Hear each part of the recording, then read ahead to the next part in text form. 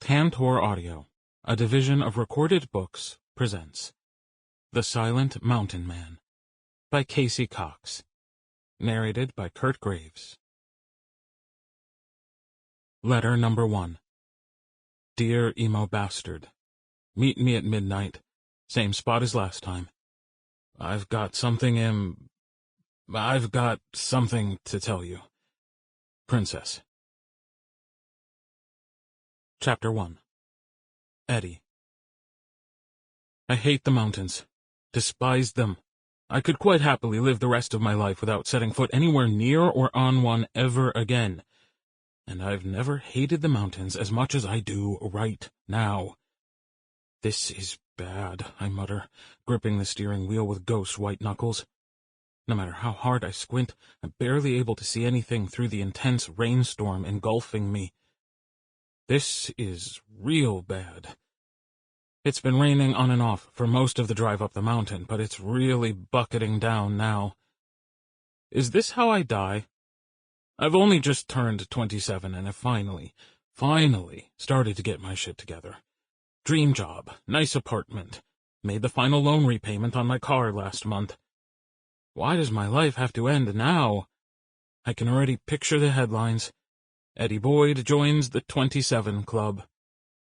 Okay, so I'm not a musician, artist, actor, or some other celebrity, but that doesn't mean I can't be the first hotshot marketing exec to get admitted, right? I spearheaded the Barbie movie campaign rollout in Europe.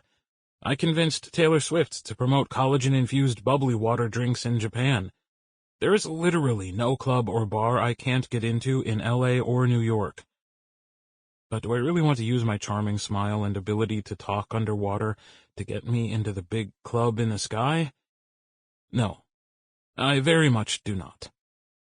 The rain eases off a fraction.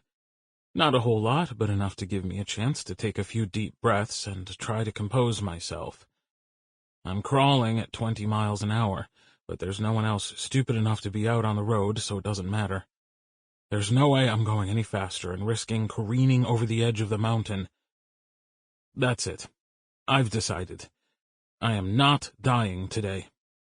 27 Club, you can go fuck yourself. I continue inching my way up the winding road. Guess the bad weather is my karma for delaying this trip for as long as I have. I've come up with every excuse I can to avoid coming back here. My father died a few months ago, and this is my first time back since his funeral. He left me his house and all his worldly belongings. It's time to sell his place. I guess I'll have to sort through all his stuff and decide what to keep, what to give away, and what to throw out. I'm not really sure what the playbook for dealing with the aftermath of your estranged father's death is. All I know is, I so don't want to be doing this. Growing up, I used to love Pa more than anyone. Mom would drop me off at the start of summer and he'd take me hiking, fishing, teach me how to start a fire by rubbing sticks together like they do in the movies, show me which berries were safe to eat and which weren't. All my best childhood memories are from here, from this place, from him. Until the summer I turned 18, and everything went to shit. My whole world got turned upside down. It's taken me years to recover. A deep, earth-shaking rumble rattles the car. I peer up at the dark gray sky. That wasn't thunder. Yes, I'm a talker. No, I don't require an audience. An ominous feeling washes over me. If that wasn't thunder, what the hell was it? The rainstorm re-intensifies, pellets of water slamming down onto the car so hard the entire vehicle shakes. And the noise. It's so freaking loud I can barely hear myself think. The wipers are going full force, but it's not making much of a difference. I can't see shit. Another rumble, louder this time, closer. And then, a blistering crack, and the car jolts. Fuck! What is happening? I slam on the brakes. But just because the car has stopped doesn't mean I'm not moving. I am. Back and forth, like I'm a baby being rocked to sleep by a junkie on meth. Something is very, very wrong. And then, out of the blue, I get an impulse. A crazy, stupid impulse. Potentially the wildest impulse I've ever gotten. I don't overthink it. Like I do in my career, I go with my gut. And for whatever reason, my gut is screaming at me to get the fuck out of the vehicle. I yank off my seatbelt, grab my phone from the center console, and jump out of my car. I'm instantly drenched. The warm rain is falling down hard, turning my white shirt translucent as it sticks to my body. But my intuition isn't done yet. Move. I start backing away from the car, slowly at first, until I feel a rumble all the way down into my bones. That sound, that feeling, that's not thunder. It's a freaking mudslide. I look up. Holy fucking shit! Not wasting another second, I turn and run as fast as I can. I'm almost past the first bend in the road when there's an almighty boom. If I didn't know what was happening, I'd say an explosion went off, because that's exactly what it sounds like. Mother Nature is letting it rip today. I turn back around, my eyes widening in horror as a giant chunk of the mountain slides down and buries my car in mud. The force of so much earth moving shakes the ground beneath my feet. I fall. I try to get back up, but everything is moving so intensely I can't scramble back onto my feet, no matter how hard I try. So I stop. Go still. It's too late to run. I can't do anything. I have to accept my fate. Maybe today is the day Eddie Boyd meets his maker. 27 Club? Room for one more? With the ground convulsing underneath me, my life flashes before my eyes. Summers with Pa. The first time I scored the lead on a major advertising campaign. One of the few good birthdays I had when I was 4, maybe 5 years old, before Mom and Dad split up. The rush I got riding my first roller coaster. I freaked out the whole time because I stood on my tippy toes to make the required height limit, and I was convinced I would fall out and plummet to my death the second we looped upside down. My first kiss. I let out a gasp at the memory before an unguarded sob escapes me. Princess. That's not his name, but that's what I called him. The free-spirited, long-haired guy who lived down the road from Pa that fateful summer after I graduated from high school. I was deep in an emo phase, and I went all in. I'm talking dyeing my hair black, getting piercings, thanks to a fake ID, wearing nothing but black, the whole shebang. Whereas Michael, that was his name, was the same age as me, but he was wild and free and gorgeous, with the most incredible smile. Loved an adventure. The only person I've ever met in my whole life who talked more than I did, which is really saying something. And he had the most intense stare. His eyes would narrow, and it made everything else in the world disappear. I'll never forget it. I'll never forget him, and I know that for a fact, because despite years passing, I still think about him. A lot. He made me feel seen. Like I mattered, even though I had no idea who I was or what I wanted to do with the rest of my life. By that age, I was too old for Boy Scout adventures with Pa, so I hung out with Michael every day. We'd go swimming in the lake, explore the caves, and one late afternoon, with the sun setting in the distance and our legs dangling off the cliff's edge, I had my first kiss. It was magical. And we did this thing. I can't remember who started it. I think it might have been me, actually. But we did this thing where we wrote each other letters and left them in the mailbox for the other one to pick up first thing in the morning. It may sound schmaltzy and kind of silly, but it wasn't. It was real. That summer I had my first love, swiftly followed by my first heartbreak. And that's why I hate the mountains. Not only did I get my heart broken here, I've also never found anyone who's come close to making me feel what Michael did. Now he's gone, and so is Pa, and I'm all alone. But I'm still alive. I glance around, snapping back to reality. The ground has stopped shaking. Holy shit, I've survived. I push myself up to a seated position. My newly paid-off car, along with a good chunk of the mountainside, is gone. I can't believe I got out of there. What was that voice, that feeling, that impulse I had to get the hell out of my car? I have no idea, but it literally saved my life. I'd be a goner if I'd stayed put. It's still raining, but I've gotten used to it now. I tilt my head back, looking up at the sky, the droplets coming down on my face. Thanks, God. Owe you one. I readjust how I'm sitting and notice my cell phone next to me. And thank God I had the sense to take you with me. It's as wet as I am, so I do my best to dry it off a little, then unlock it. The screen comes to life, but damn it, there's no reception. Because of course there isn't. I stand up and take a few steps, waving the phone around every which way, because everyone knows that's how you get a signal, right? It's no use. Reception on the mountain has always been patchy at best, and I'm not even anywhere near the small town of Thickhead. I'm shit out of luck, that's what I am.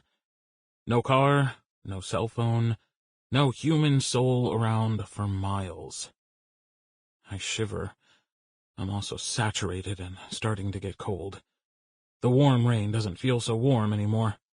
I rub my wet hands up and down my wet arms, but it does nothing to heat me up. Great. All I need now is for some crazy serial killer to show up and chop me up into pieces. And right on cue, an old-school red pickup truck comes into view. I shake my fist at the angry-looking sky. I was kidding. Come on. Give me a break. The truck gets closer. My heart starts thumping. This could be really bad. I'm all alone out here with no way of calling for help or escaping. If whoever is in that pickup is bad news, I'm done for. The vehicle comes to a stop about 30 feet away from me. Panic shoots through me, but what can I do? I can't run. The wreckage caused by the mudslide is behind me, and the vehicle is blocking the only way out. I could scream, but who'd hear me? The door opens. A pair of black boots hits the ground. I start open-mouth breathing, my mind racing with all sorts of nightmare scenarios. Note to future self, should I make it out of this alive. Stop watching serial killer documentaries on Netflix before long road trips. My already overactive imagination doesn't need the extra help. The person, a man, steps out from behind the door and into view. I almost choke on the rain. He's not just any man. He's pure mountain man perfection. The rain soaks him in a few seconds, causing his red and black flannel shirt to mold to his perfectly sculpted chest, broad shoulders, and big biceps. He's left the top few buttons of his shirt undone, revealing a hint of hair and golden skin. He swipes a hand through his long, wavy, and now wet dark brown hair, causing his bicep to flex. That's when I notice his thick, veiny forearms. Universe, you are really testing me today, I murmur under my breath. I can't recall when or where it started, but I have a thing for veiny forearms, as well as other veiny appendages. It just works for me, okay? He starts walking toward me. What are you doing out here?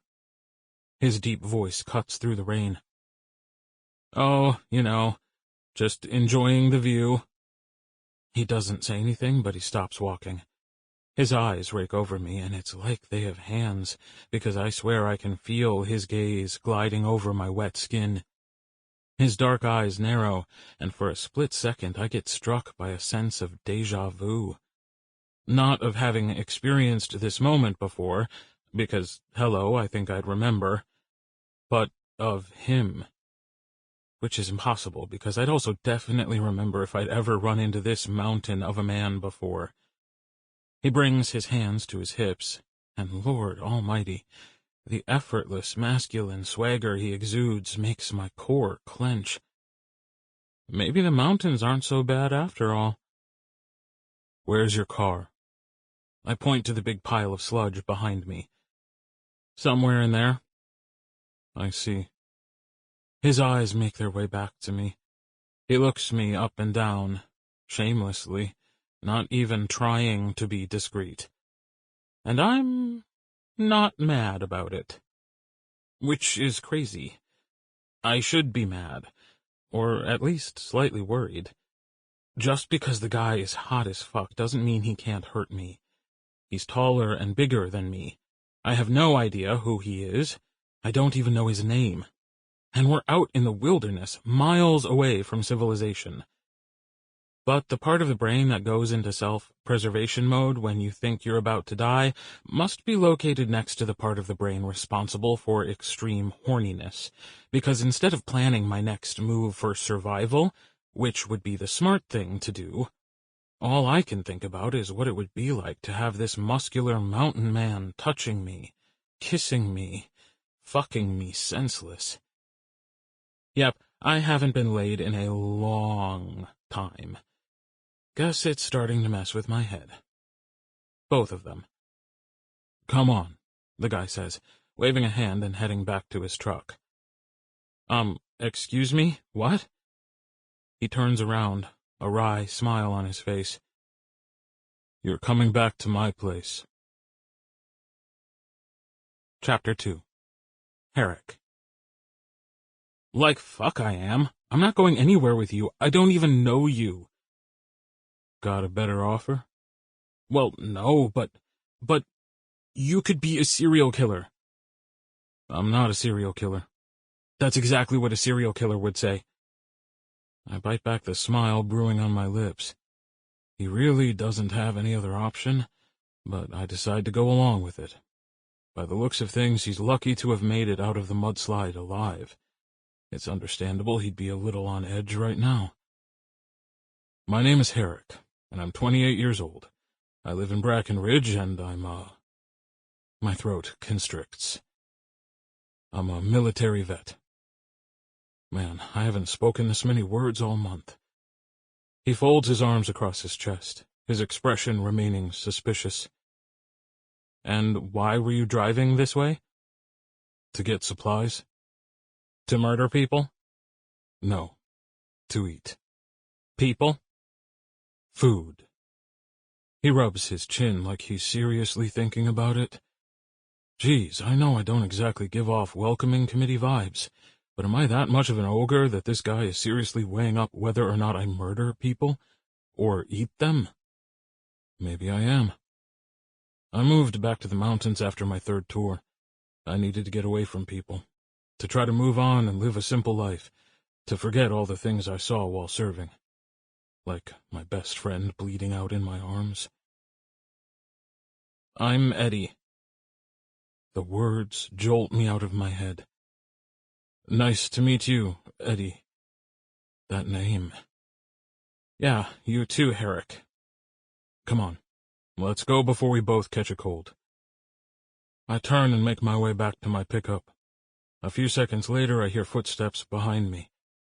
I get into my truck and watch as Eddie ambles over, taking his sweet-ass time.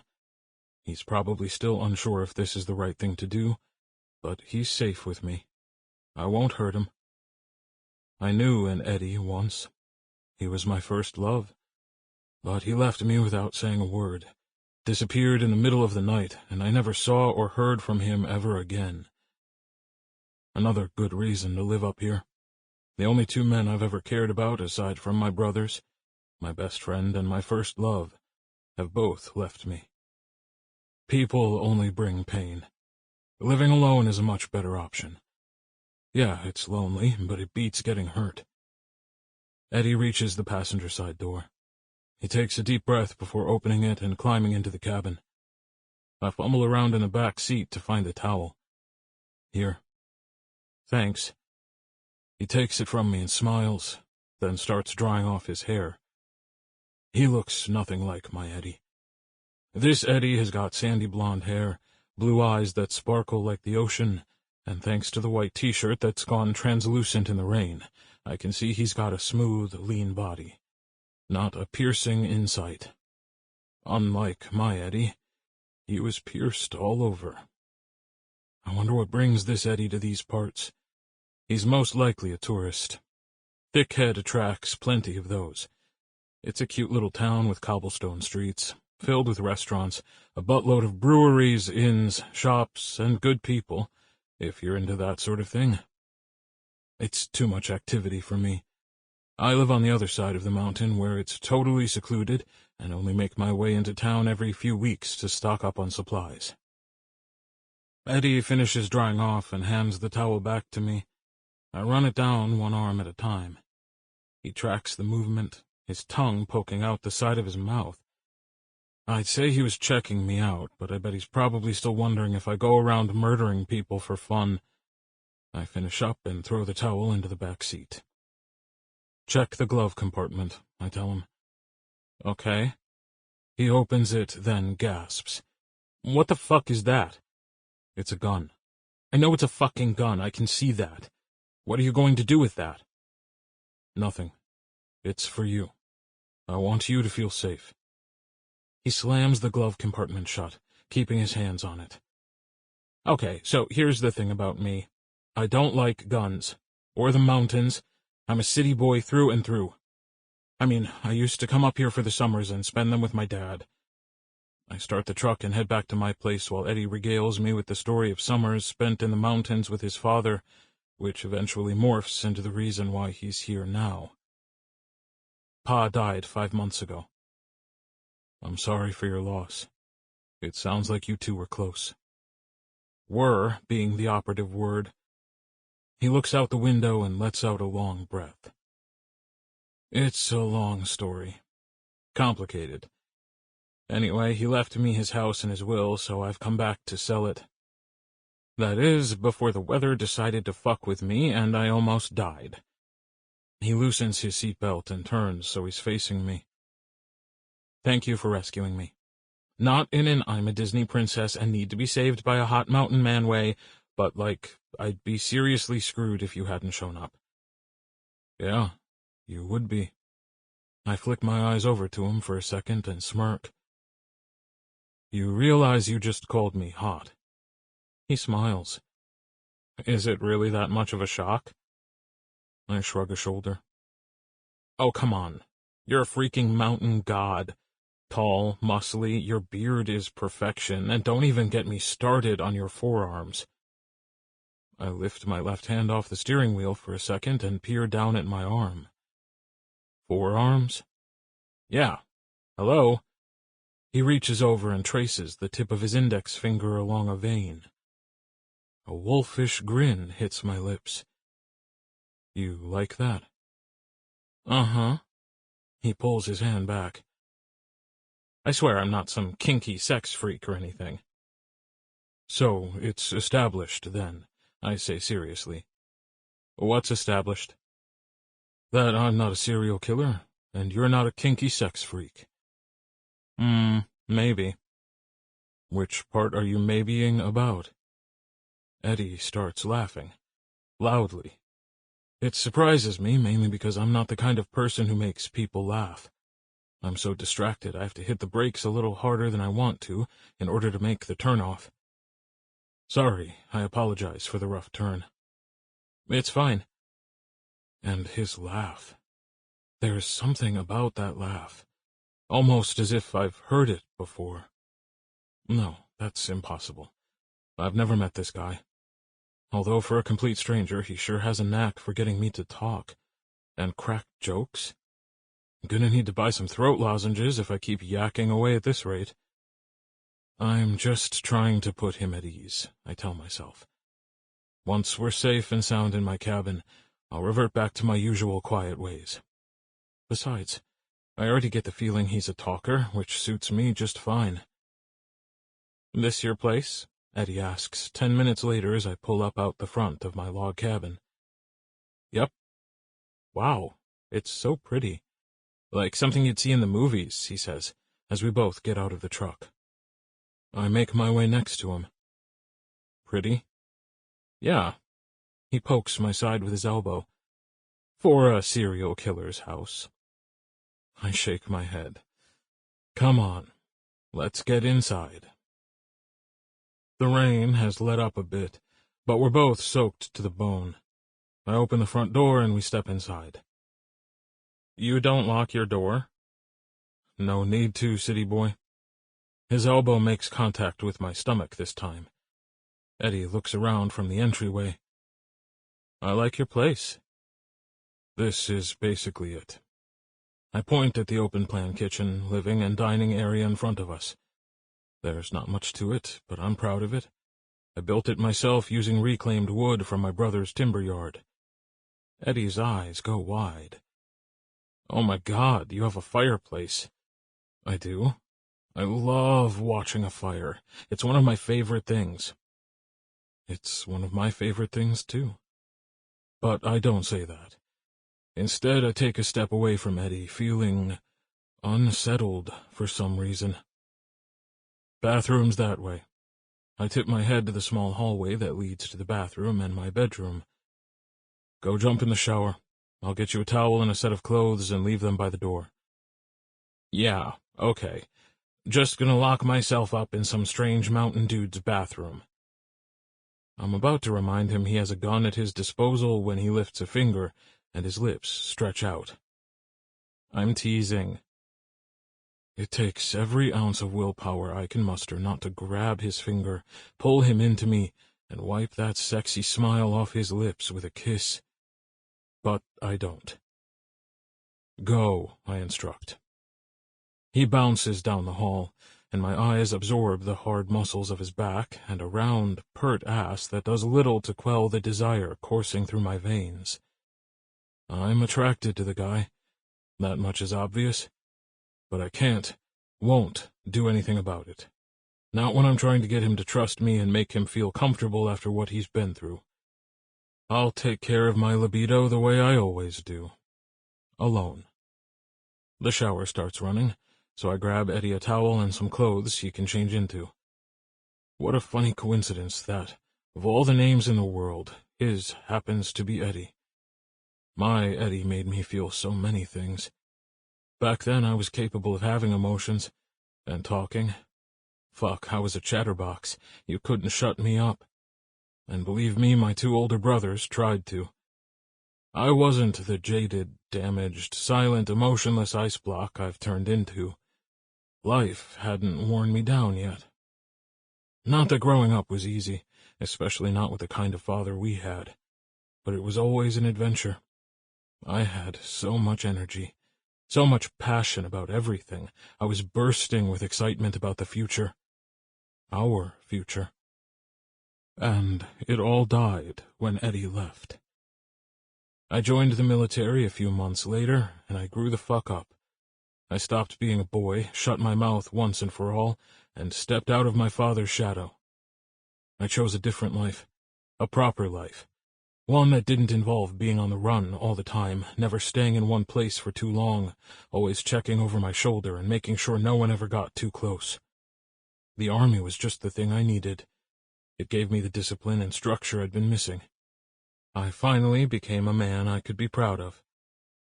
I rummaged through my clothes, looking for something that will fit this Eddie. He's shorter than me, so I pick out the smallest shirt and sweatpants I have. I fold them neatly and place them and the towel by the bathroom door. I can hear Eddie singing a My Chemical Romance song, which I know but can't remember the name of, in the shower. That's got to be a good sign. He wouldn't be belting out a tune if he really thought his life was in danger, would he? I head back into the living room and throw a few logs onto the fire. It starts crackling away, and I stare into it, remembering all the times my Eddie and I would sit around a fire. We could have easily let the evening drift into night and spend hours talking. But his father was strict about curfew for some reason, and always insisted Eddie be back home by 7. Another funny coincidence. Both Eddies call their dads Pa. I look down the hall to the thin strip of light peeking through from under the bathroom door. You're being a fool, I scold myself. That's not your Eddie. Are you crazy, man? My Eddie was a full-on emo. He had jet black hair and brown eyes, piercings all over. He looked nothing like this guy. He'd told me that the emo thing was a phase. that if I'd met him a summer earlier I would... Sample complete. Ready to continue?